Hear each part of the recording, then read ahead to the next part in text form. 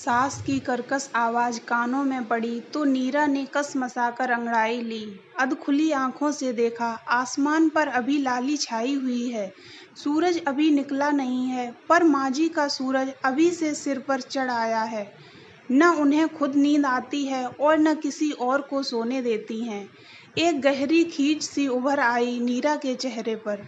परसों उसकी नींद जल्दी टूट गई थी, लेटे लेटे कमर दर्द कर रही थी। वह उठ गई और अपने लिए चाय बनाने लगी। खटर पटर सुनकर माजी की नींद टूट गई।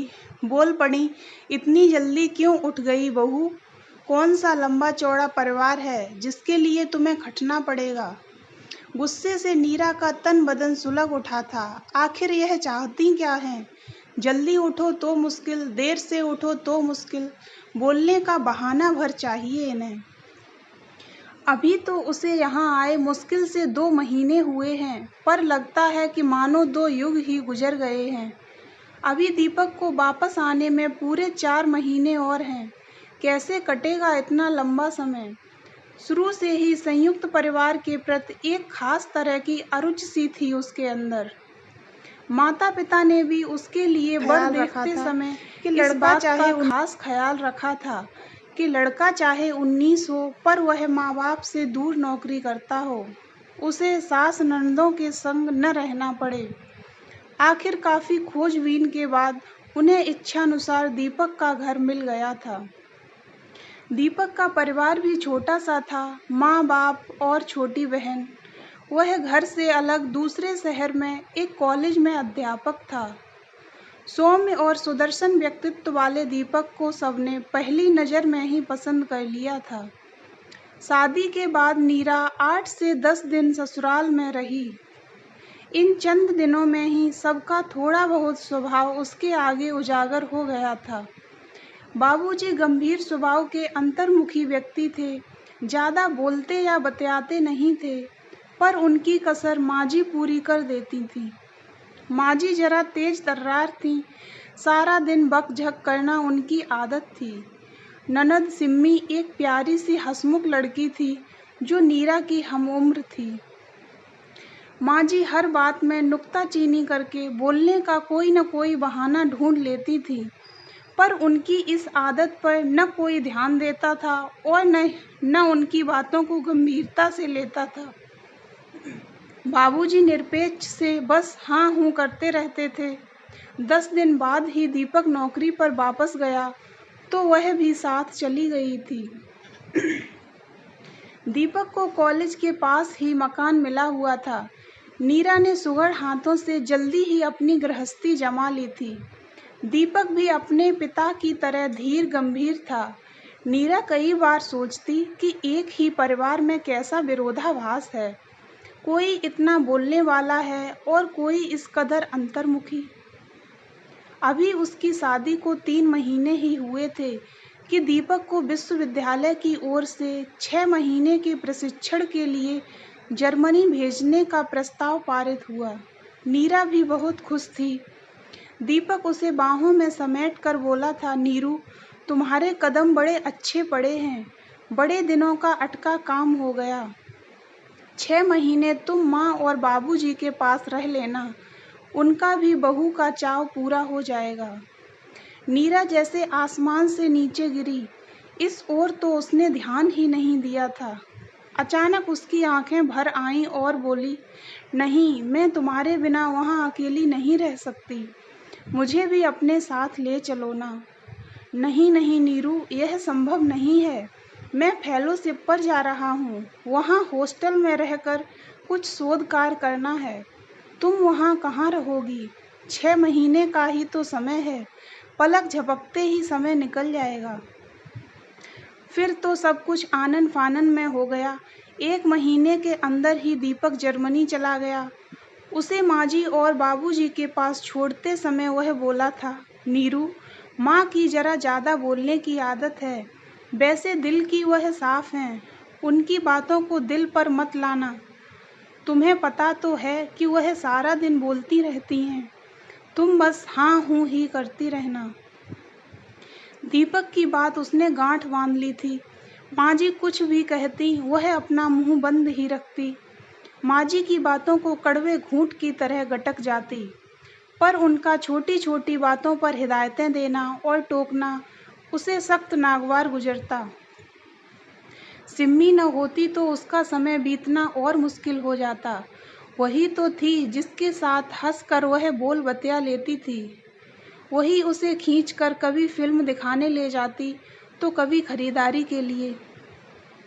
दीवार घड़ी ने टन टन करके 6 बजाए तो वह चौंक पड़ी।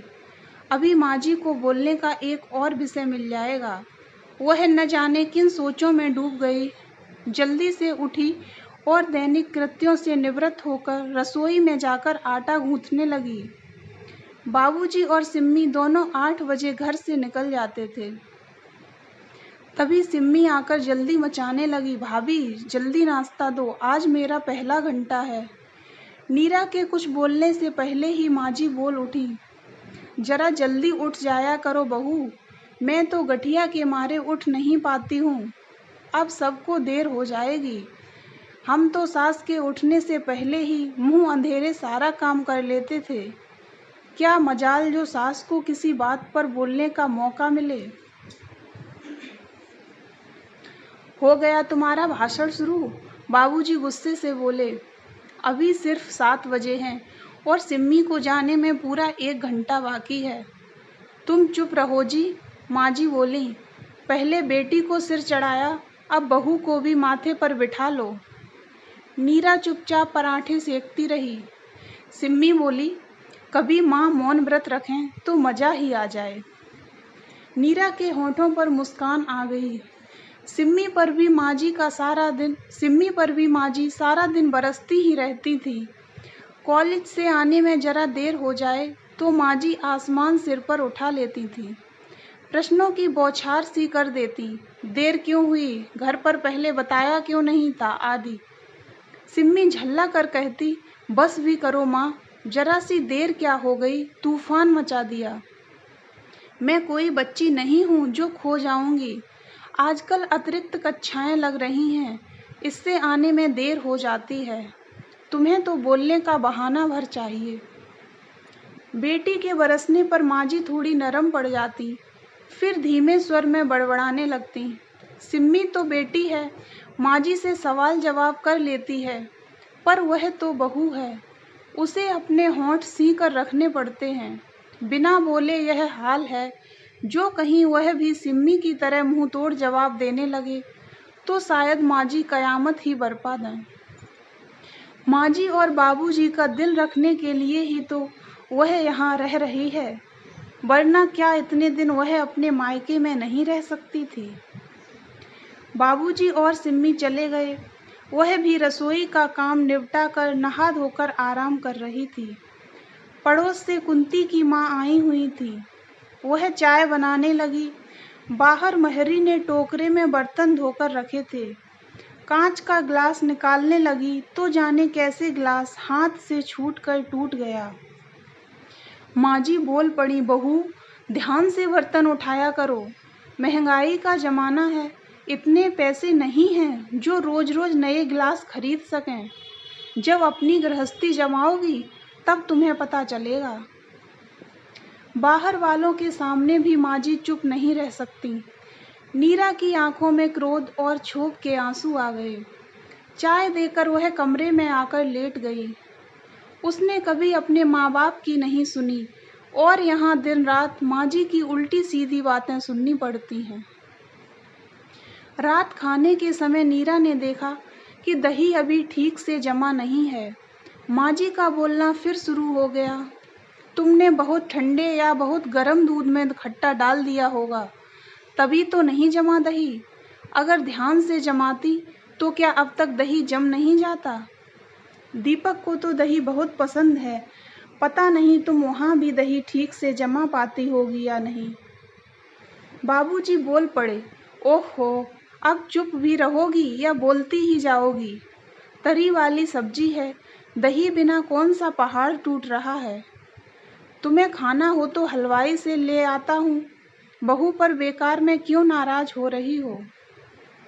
माँ जी खिसिया कर बोली, लो और सुनो, बाप और बेटी पहले ही एक और थे, अब बहू को और शामिल कर लो अपने गुट में। नीरा शर्म से गड़ी जा रही थी। माँ जी के तो मुंह में जो आया बोलने लगती हैं, किसी का कुछ लिहाज ही नहीं। खाना खाकर वह कमरे में आई तो उसके मन में क्रोध भरा था। अब वह यहाँ हरगिज नहीं रह सकती। 2 महीने जैसे तैसे काट लिए हैं, पर अब और नहीं रहा जाता। उसकी सहन शक्ति अब खत्म हो गई है। हर बात में टोका टाकी भाषणबाजी, आखिर कहाँ तक सुन सकती है वह।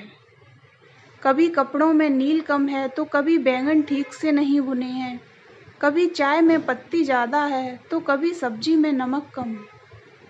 बिना वजह छोटी छोटी बातों में लंबा चौड़ा भाषण झाड़ देती हैं। बर्दाश्त की भी हद होती है। अब वह यहाँ और नहीं रहेगी। वह उठकर भैया को खत लिखने लगी। मायके में जाकर दीपक को भी पत्र डाल देगी कि भैया लेने आ गए थे, सो उनके साथ जाना पड़ा उसे। सुबह माँ जी की आवाज़ कानों में पड़ी, उठो बहू, सुबह हो गई। वह उठने लगी तो उसे अचानक चक्कर सा आ गया। उसने उठने की कोशिश की तो कमजोरी के कारण उठा न गया। हल्की झुरझुरी सी चढ़ रही थी, सारा बदन टूट रहा था। वह फिर लेट गई और बोली, माँ जी, मेरी तबीयत ठीक नहीं है। क्या हुआ तबीयत को? यह कहती माँ जी उसके कमरे में आ गईं। माथे पर हाथ रखा तो वह चौंक गईं। उनके मुंह से हल्की सी चीख निकल गई। अरे, तुम्हारा माथा तो भट्टी सा तप रहा है बहू। फिर वहीं से वह चिल्लाईं, सुनो जी, जरा जल्दी इधर आओ। अब क्या आफत है। बाबूजी भुनभुनाते हुए कमरे में आ गए। बहू को तेज बुखार है, जल्दी से जरा डॉक्टर को बुलाओ। बाबूजी ने तुरंत कपड़े पहनकर डॉक्टर को बुलाया। माँ जी नीरा के सिरहाने बैठकर उसका माथा दबाने लगी। ठंडे ठंडे हाथों को हल्का हल्का दबाव नीरा को बड़ा भला सा लग रहा था। कुछ ही देर में बाबूजी डॉक्टर को लेकर आ गए। डॉक्टर नीरा की अच्छी तरह जांच करके बोले, दवाई मैंने लिख दी है। इस हालत में अधिक तेज कैप्सूल तो दिए नहीं जा सकते। किस हालत में? माँ जी पूछ बैठी। यह गर्भवती है, डॉक्टर बोला। बुखार ठंड से चढ़ा है, तुलसी अदरक की चाय भी पिलाती रहें। 2-1 दिन में बुखार उतर जाएगा। आगे की कहानी के लिए हमारा नेक्स्ट वीडियो अवश्य देखें।